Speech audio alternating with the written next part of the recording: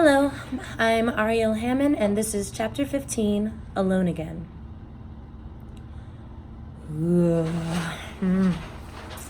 Aerith moaned softly. Isn't that the most luscious thing in the whole world? He asked, gazing at the salt lick. Poppy, whose eyes were fixed on the enormous owl, could hardly speak.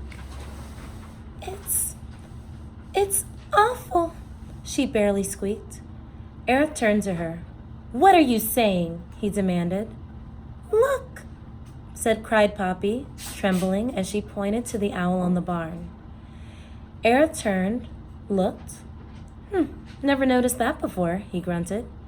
In wonder, Poppy murmured, Mr. Okax is only half that size.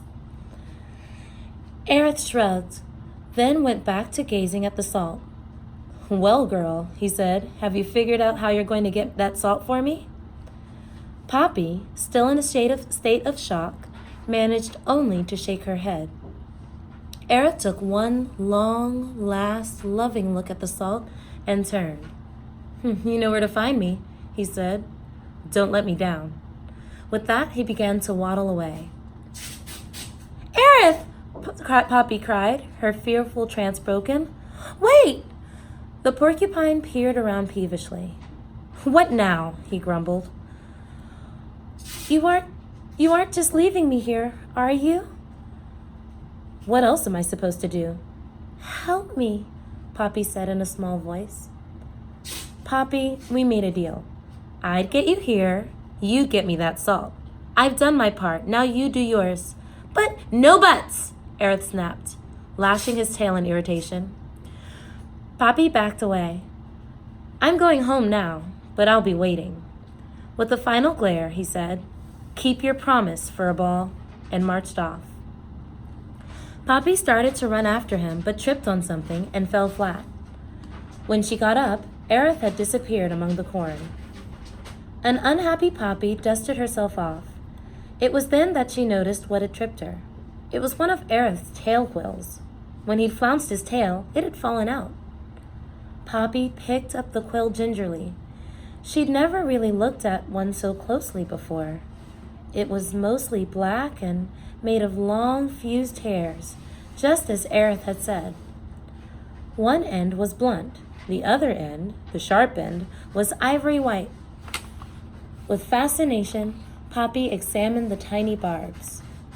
The point, which she was unable to resist touching, was frightfully sharp. She was about to toss the quill away when she had an idea. Grasping it by its blunt end, she swished it about a few times, and it moved nicely, like a sword. Poppy found a tall blade of glass, plucked it, and tied it around her waist in sash-like fashion. With care, she slid the quill under this belt. It fit comfortably. Then she drew the quill out a few times to see if it came free easily. Though a single quill was not quite the full arsenal that Aerith carried, it was something. She only hoped she'd never have to use it. Reluctantly, Poppy turned her attention back to the enormous owl on the barn. The bird had not moved, but was still sitting on its perch, gazing off into the distance with huge eyes. Poppy was relieved that it had not turned her way.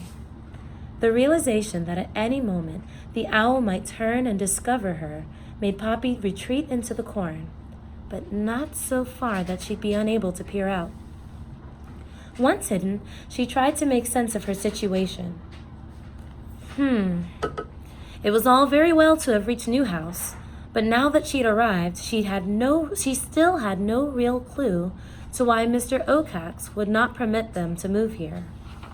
All she had seen was this huge owl. Could his reason have something to do with that? Poppy tried to think it through. An owl of this size would be ferocious. Perhaps Mr. Okax was worried that this bird would steal his food. It certainly would eat a lot. The truth was, and Poppy forced herself to acknowledge it, this huge owl made moving here impossible. Mr. Okax was bad enough. This owl looked twice as bad. Then Poppy had a new thought. Was Mr. Oacax really trying to protect her family? Had she been wrong about him all along? But then, perhaps this owl was not really living here. Perhaps this owl was not really living here at Newhouse. Perhaps simply because she was seeing it now proved nothing. It could be passing through, perhaps just spending the night. The sun was up now. Poppy decided she had best settle in and wait to see what, if anything, happened. And that's chapter 15. Thank you.